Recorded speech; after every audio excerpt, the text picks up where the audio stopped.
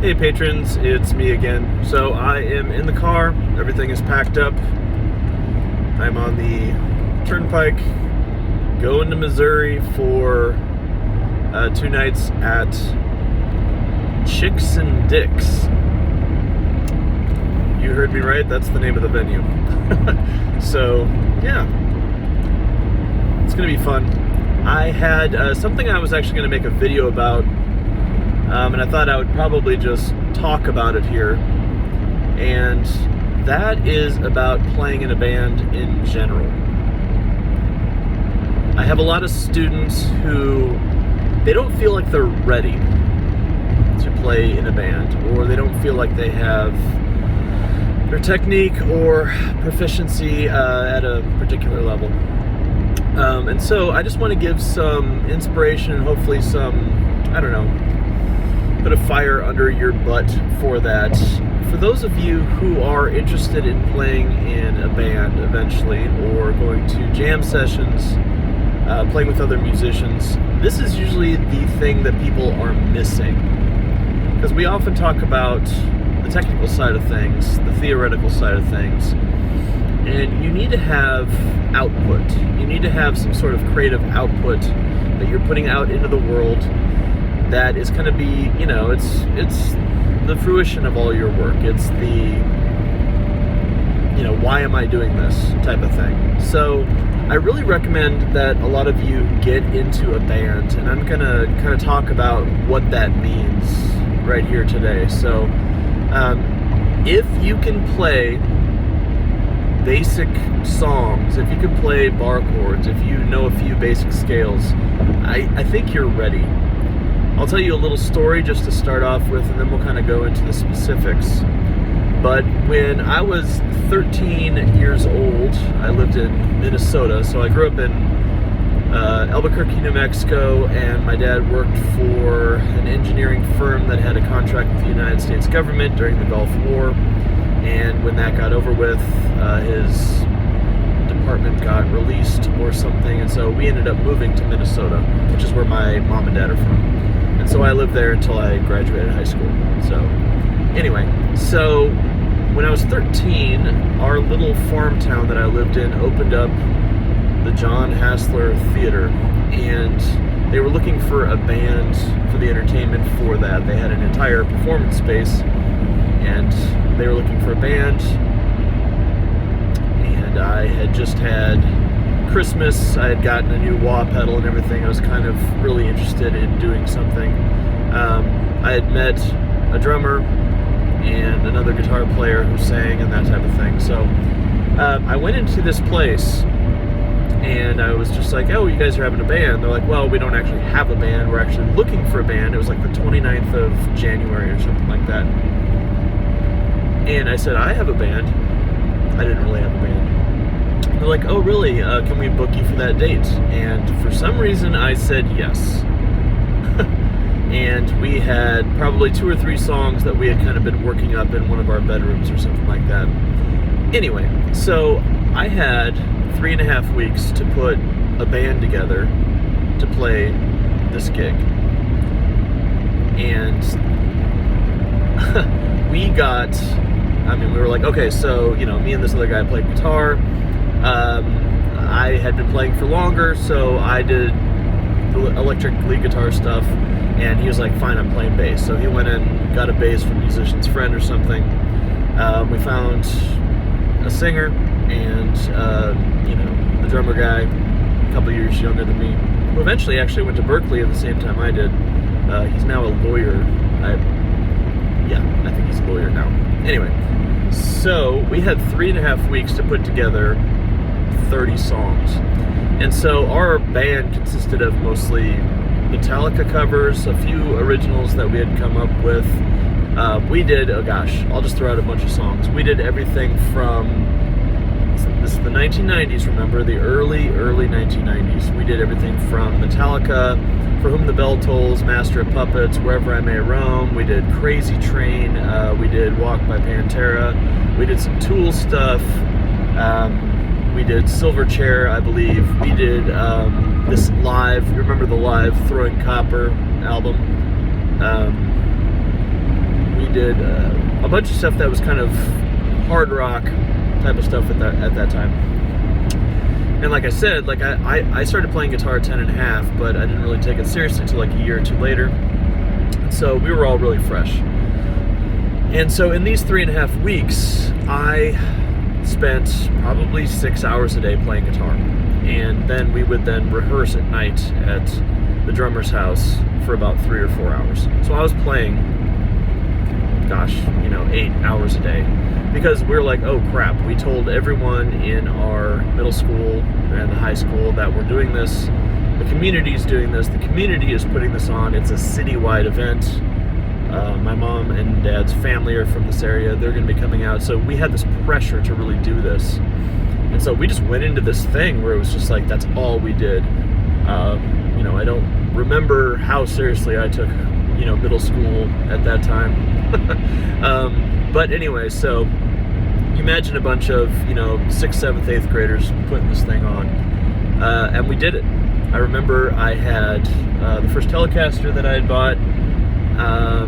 I had bought a new Randy Rhoads Flying V Jackson that I used for a lot of the harder rock stuff, the Metallica stuff, and the Ozzy stuff.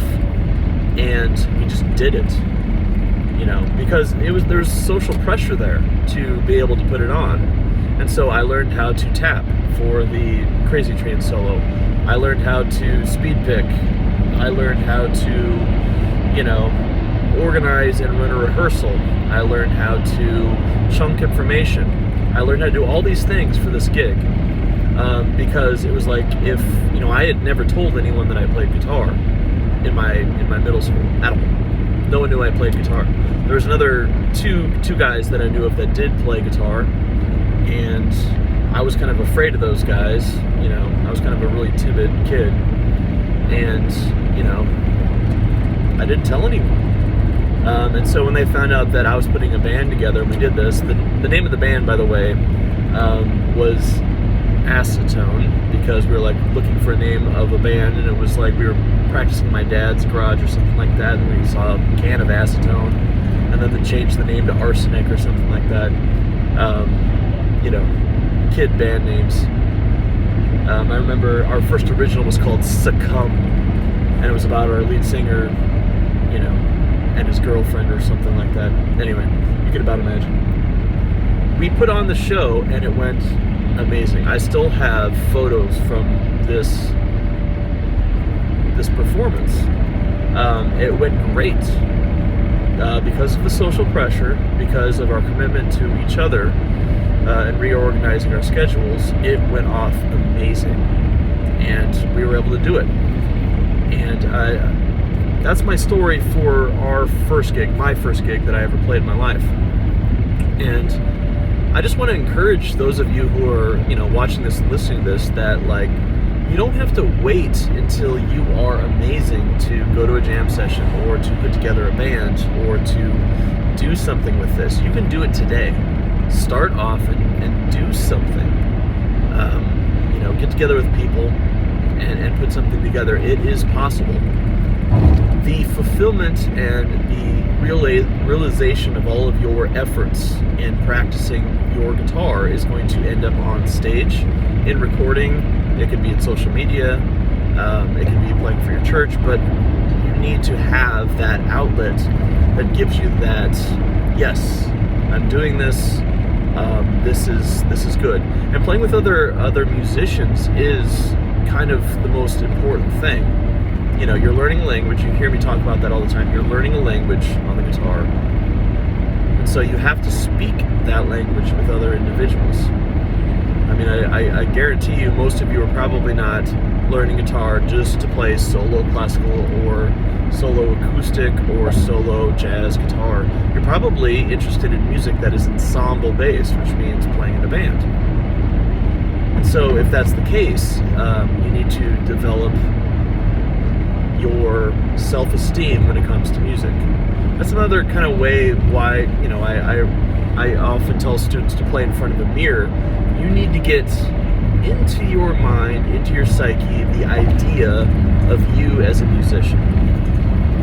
And, realizing that can be just you seeing yourself in front of the mirror. That's why I usually tell young people, like, dress up when you practice, put on a gig shirt. Don't practice in your pajamas or something like that. Practice in gig attire so that you can look at yourself and say, that's a guitar player. And just start already thinking of yourself as a musician. So how to find people in bands? That's a good question. I get that a lot. Back in the day, of course, I just found people from my school.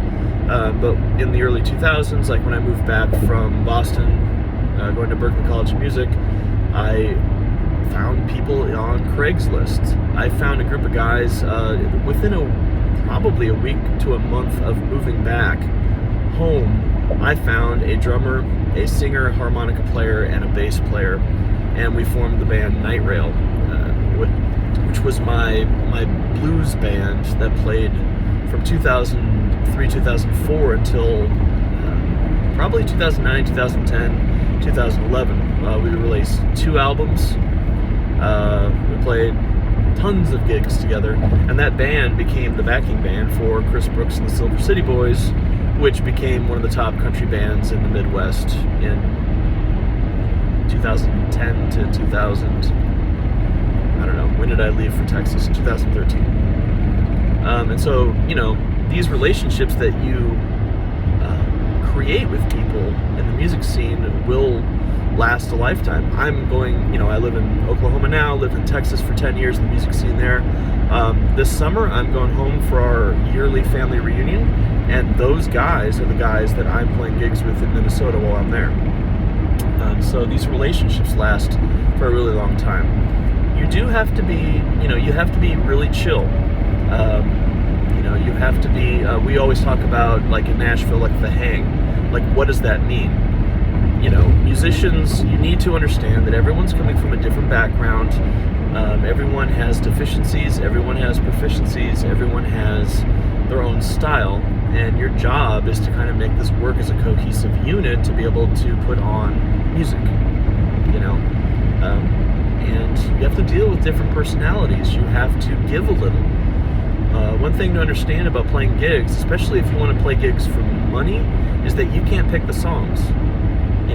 You can't ever go into a band situation if you want to play venues and bars and stuff like that and say, what songs do I want to play? You have to go with what songs are going to make the bar money. You're a glorified beer salesman. You have to say that. So, when I was playing with Keith Mitchell, or when I was doing the Cowboys Dance Hall gig, we had it's called the Gold List. We had 680 tunes that everyone in the band had to be proficient in, and we would call any one of those tunes at any time. You just had to be ready to go. I did not like most of those songs. Some students would ask me, like, how many songs in your set do you actually like? 5? Maybe? So you have to kind of, if you want to play live, you have to understand that the music is not for you. The music is for them. And like I've explained before in a lot of my professional music videos, if you want to perform gigs, the best way to do it is to go in and either be a cover band or to be a stylistic genre. So a jazz bar needs a jazz band, or a blues bar needs a blues band, that type of thing. You're not going to do it doing original music. It's just really not going to happen. Or if you want to take that approach, I would suggest doing what we did, like when I was in Night Rail. We would play 40 covers, everything from Eric Clapton to the Allman Brothers, and then we would put in our own originals in that style and kind of, disperse them throughout the sets, usually maybe 1 or 2%. Then the crowd starts to get to know the band, they start to enjoy the music, and then they're more receptive to your originals. And that's how you can kind of do it. That's the way things have always worked, right? The Beatles played, extremely long nights of music, 6, 7, 8 hours of covers, and then they started putting in their original music. So they were a cover band when they started in Liverpool. And that's the same way for almost anyone. So, and be open and receptive to other people in the band having other opinions. Maybe you don't like X, Y, and Z band, but the singer does. Well, go ahead and play that. This is why I always caution students from them selecting all the songs that we learn in our lessons, because it kind of teaches you that if I'm going to play music and I'm going to invest this time to becoming proficient at a song, I get to pick it because it's my time. And music is a team sport. So the band that I play in right now, we have a set list of probably 60, 75 tunes. I picked maybe, 8 of them. I'm okay with that because I get to go and play in front of 1,000 people this weekend, right? So it's one of those things to kind of get used to, kind of change your attitude about things. Be open to criticism. Maybe your time's not great. Maybe that's a sore spot for you, right? And so when the drummer kind of criticizes you, be open to constructive criticism. Work on the things that you're not good at. It's kind of important there. Another thing is to try to always be the worst musician in the band. That's the way you grow. So, another thought on that, I noticed that a lot of guitar player students that I have, their first instinct when wanting to reach out to other musicians is to find another guitarist. Please do not do that. You do not need to be hanging out with other guitar players. Hanging out with rhythm sections, bassists, and drummers, and vocalists. That's what you need to do. Establish yourself as the guitar player in the band. I've actually not taken a lot of gigs because they would prefer to have 2 or 3 guitar players than auxiliary players. It's always better to have one guitarist and one keyboard player, or in country sense, maybe one guitarist and one pedal steel player, than to have 2 guitar players. There's something we talk about in the studio world called ear fatigue. Too much guitar is just too much. And then you have this, political thing where like, well, I got 4 solos tonight, you got 15, and then you start getting into that whole mess. It's not worth it. Stevie Ray Vaughan's older brother, Jimmy Vaughn, of the Fabulous Thunderbirds, he even said once in an interview that having 2 guitar players in a band is like having 2 organ players. It's unnecessary. So, something to think about there.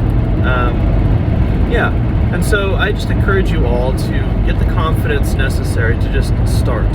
Maybe you're not going to be great. That's okay. If you do have the time to put into the material, great. Now, I will say, in the seasons of my life when I'm learning a lot of repertoire, so when I moved to Texas and I got that job with Cowboys Dance Hall, and I'm learning hundreds of songs in like 3 weeks, like literally 12 hours a day learning songs. Of course I don't get time to practice scales. Of course I don't get time to sight read, work on my jazz improvisation, all that other stuff. You have to put that stuff on the back burner, especially when you're working on a set list. And that's okay. Don't feel like you're leaving something out when you're working on that, okay? The other thing that I want to mention, because twice this week in lessons, students were, I've told this to so many people, sometimes I forget which students I've told this to, but like the performance gap. This is kind of like the psychology behind our development. If a song is on a scale of 1 to 10, maybe it's a 5 in difficulty, okay? And your proficiency level is a 5, and these are just arbitrary numbers. You're a human being, and so you're going to fluctuate when you perform. Have you ever gone to a lesson or played in front of other people and played worse than you did, you better? Of course, we all do that, right? How many times have I heard a student say, well, I could have played it on my own, but then when I got in front of you, I couldn't perform whatever, okay? That's just being a human being, okay? And so if you know that your proficiency level is a 5 and the song is a 5, you're going to fluctuate. Sometimes you'll perform at a 3. Maybe sometimes you'll perform at a 6. You'll just kill it. But you're always going to have that danger of surrounding that 5, and you don't know if you're going to be a 4 or a 6 or a 5 or a 3, or maybe you got the flu or something, you're a 2, right? And so the idea is you are going to put your proficiency level much higher than the repertoire that you have selected. And so if you're an 8 in proficiency level, when you go to play a song that's a 5, you may dip to a 7. You may play at a 9, but you're never going to go below 5. And that's the point.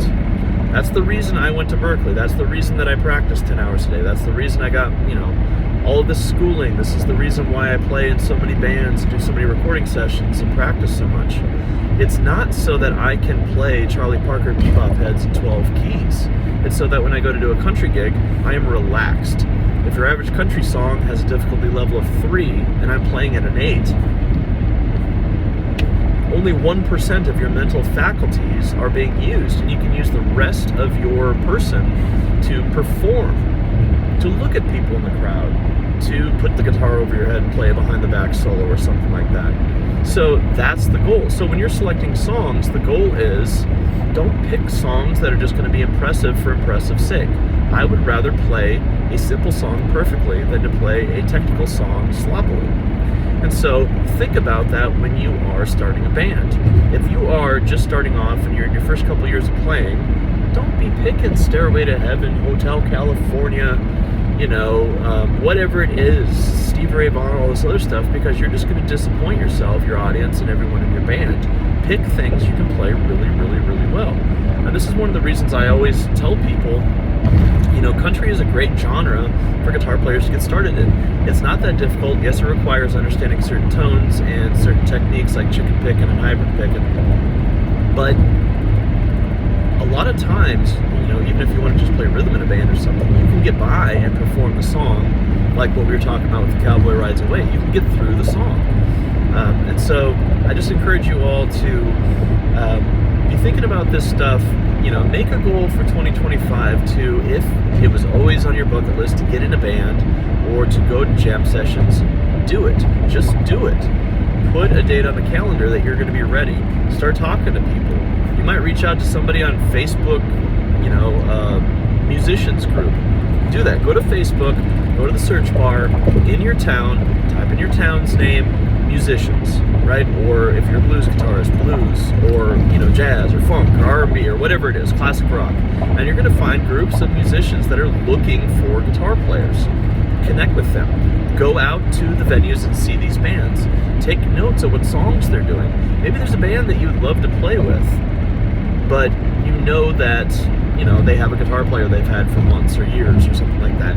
Okay, take down their set list. Go there with a notepad or your phone or something. Figure out what songs they're learning and start learning them now. I always say this to people. When a band needs a guitar player, it's one of 2 reasons. Number 1, they get fired. Okay? This usually happens on a Saturday night. No one fires a guitar player on Friday morning expecting them to play that weekend because they'll play like crap and there's going to be conflicts.